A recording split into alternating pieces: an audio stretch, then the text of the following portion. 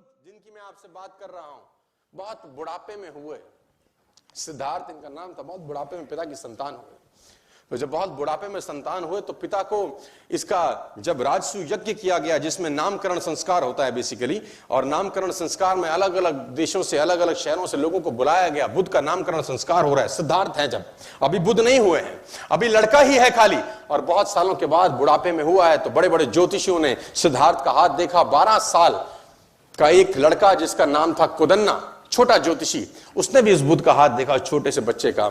उसने अलग अलग राजाओं से, अलग अलग ज्योतिषियों से उस महाराज ने बुद्ध के बारे में पूछा, जो सिद्धार्थ थे, कि इसका जीवन बताओ क्या होगा। 90% लोगों ने बोला संन्यास ले लेगा, 10% लोगों ने बोला राजा बन जाएगा। 12 साल का ज्योतिषी कुदन्ना, उसने एक उंगली उठाई, उसने बोला राजान, मैं स्पष्ट तौर पे कहता हूं कि आपका लड़का सब सन्यासी हो जाएगा, सब छोड़ देगा। राजा को बड़ी ठेस पहुंची, बड़ा क्रोध आया मन में कि बुढ़ापे में एक लड़का हुआ, अगर ये सन्यासी हो जाएगा तो मेरा राजपाट कौन देखेगा, है ना। आदमी सन्यासी चाहता तो है, लेकिन अपने घर में नहीं, पड़ोसी के घर में चाहता है। भगत सिंह हो पड़ोसी घर में, हमारे घर में नहीं होना चाहिए। तो बुद्ध ने बोला इसका, राजा ने बोला इसका उपाय क्या है। उपाय बड़ा सरल है, इसको भ्रम में रखो जीवन भर, क्योंकि जिस दिन इसको दुख का एहसास हुआ, इसके मन में पीड़ा हुई, ये सन्यास की तरफ चला जाएगा। राजा ने बोला क्या करूं। बोला षड्यंत्र करो, प्रपंच रचो। कैसे। बोला जिस महल में रहता है गर्मी है तो सर्दी एहसास ना हो, सर्दी में गर्मी का एहसास ना हो, इसको शराब पिलाओ, लड़कियों से घेरे रखो, इसके इर्द गिर्द झूठा संसार रखो, इसको पता नहीं चलना चाहिए कि दुख नाम की कोई चीज होती भी है। बूढ़े व्यक्ति को इससे दूर रखो, मृतशैया को इससे दूर रखो, सूखा पत्ता इसके बाग में दिखना नहीं चाहिए, क्योंकि ये चीजें इसको आकर्षित करेंगी संन्यास लेने की तरफ। राजा ने प्रपंच किए। और मैं बताना चाहूंगा आपको, मैंने इतिहास पढ़ा है कि अलग अलग ऋतुओं के लिए, सिद्धार्थ के लिए अलग अलग घर बनाए गए। सर्दी के लिए अलग घर, गर्मी के लिए अलग, बरसात के लिए अलग। और बाग में उसके 24 घंटे 12 के 12 महीने उसके जो बगीचे में जो उसके जो माली थे, वो 12 के 12 महीने बागवानी करते थे। पीला पत्ता उसमें अलाउड नहीं था, क्योंकि पीले पत्ते को देख कर सन्यास जाग सकता है। और ये चलता रहा। और वो दिन आया जिस दिन कुछ होना था बड़ा। कहते हैं जो ईश्वर ने आपकी तकदीर में लिख दिया, उसको तो कोई खुद नहीं बदल सकता। सिद्धार्थ को एक युवक महोत्सव में भाग लेने जाना था। उस युवक महोत्सव का उद्घाटन युवराज ही करते थे। डुंडी पीटी गई, मुनादी कराई गई पूरे शहर के अंदर कि जिस रास्ते से सिद्धार्थ निकले, खबरदार कोई बूढ़ा व्यक्ति नजर नहीं आना चाहिए, खबरदार कोई साधु ना दिखे, खबरदार कोई मृत्युशैया वहां से ना गुजरे। और पूरे के पूरे रास्ते से पीले पत्ते हटाए गए, हरे हरे बाग, ताकि बुद्ध को वो सब वैसे का वैसा लगे जैसे वो अपने महल में देखा करते थे। और वो महल में से बाहर निकले, जो सारथी था वो सारथी बुद्ध को लेके निकला, सिद्धार्थ को लेके निकला। और निकलते निकलते निकलते निकलते आखिर वो घड़ी आ पहुंची। सिद्धार्थ ने पहली बार एक बूढ़े व्यक्ति को कुंभ करते हुए देखा, जो झुक के चल रहा था। सिद्धार्थ ने सारथी को बोला रथ रोक।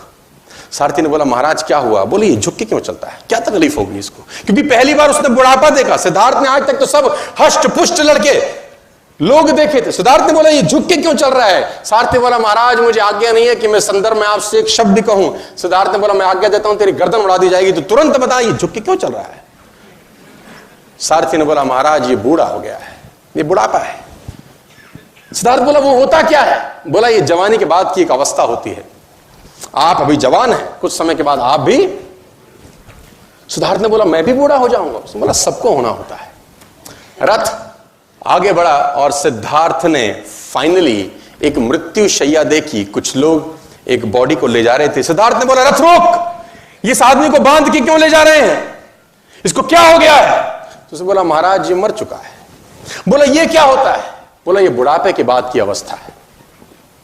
बोला एक दिन क्या मैं भी मर जाऊंगा। सारथी ने बोला जो आया है सो जाएगा, राजा रंक फकीर, जो आएगा वो जाएगा।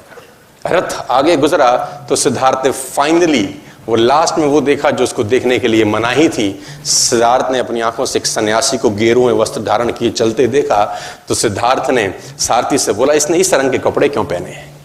अब तक तो सिद्धार्थ ने वो राजसी ठाट बाट देखे थे, ये गेरुए वस्त्र में आदमी कहां जा रहा है और ये कौन है। तो बोला महाराज ये सन्यासी है, इसने सब छोड़ दिया क्योंकि जिंदगी में दुख है, तकलीफ है, क्लेश है। सिद्धार्थ ने बोला रथ रोक, लौटा ले। कहते हैं कि सिद्धार्थ उस युवक महोत्सव में भाग लेने नहीं गए और आधे रास्ते से ही लौट के वापस आ गए और उसी रात सिद्धार्थ ने गृह त्याग कर दिया। उसी रात को वो सब छोड़ के चले गए।